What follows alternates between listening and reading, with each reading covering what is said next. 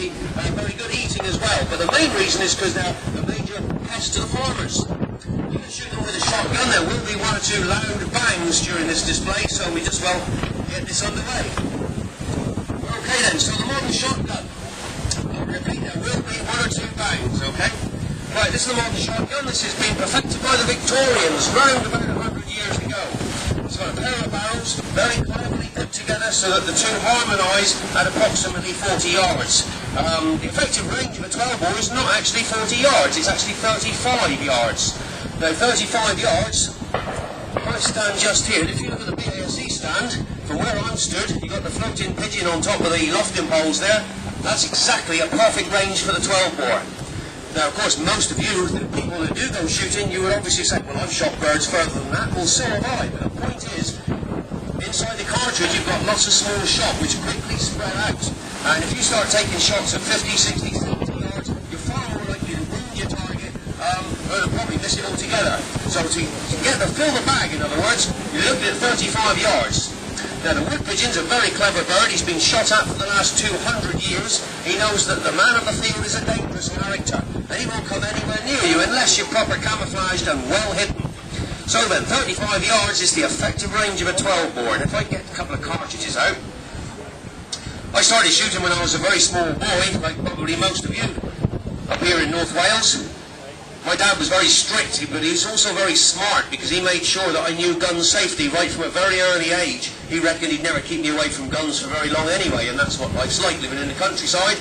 But he made me carry a big old duck gun. It was not one of these, it was a much bigger gun than this. I'm running knee-high to a grasshopper's brother at 11 years old, and he made me carry this big old duck gun around for 12 months. Every time he went out, he took me with him. He never let me have any cartridges. What he was doing is making sure I could handle the shotgun safely. And that's what I'm going to pass on to you very briefly here today.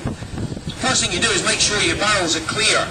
If you're a really stupid person and you fired a cartridge in behind a lump of mud that you carelessly have got stuck in the gun barrels, I tell you, you will literally blow the end of your gun right off. Now this is only a second-hand cheapie, 250 quid, that's all it's worth. But you can, if you want to, spend £50,000 on a hand-built English gun. If you're stupid, you'll still ruin that entire money by being careless. So you need to know this. Now, first of all, I've checked the length of the chambers, because these are 3-inch cartridges. That's 75mm to most modern people. And, of course, it is possible to fit a 3-inch cartridge in a 2 3/4-inch chamber. But you see, there's not enough room for the cartridge to open, in which case it generates much higher pressures. So you need to know the basics of this. So the barrels are clear. We're using the right sort of cartridges for the right chambered gun. Now, the way to close a shotgun, I'll pass this on to you because it's just common sense. You just close the shotgun with the stock up to the barrels. I'll show you again so you can all see. You close the shotgun with the stock up to the barrels like so. Now you see I've got a clear backdrop behind me. You've all seen it. Then on a clay pigeon shooting, I guarantee you'll see this. You stand in a little cage. The expert clay shooters are just as guilty as the beginner. And what they'll do is stand in the cage. Over there's your trap, which throws out the little clay targets. Not actually made of clay, it's made out of chalk and pitch. And if you hit it, it smashes into smithereens. But you see, the habit of clay shooters is to slam a gun shut like that and shout pull. Do you notice where that gun was pointing when it was slammed shut? That is the wrong way to close a shotgun. So you close it with the stock up to the barrels.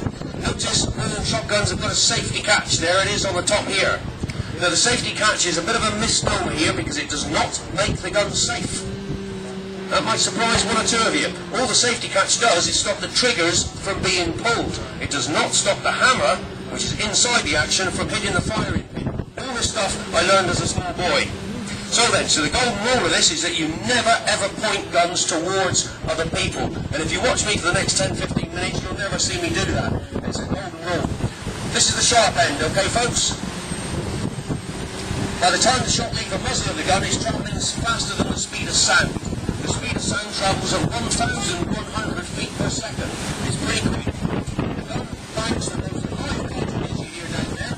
You can use it blanks, but it's on the noisy side. And that begins really getting up. This is a hot day for wildfire, actually.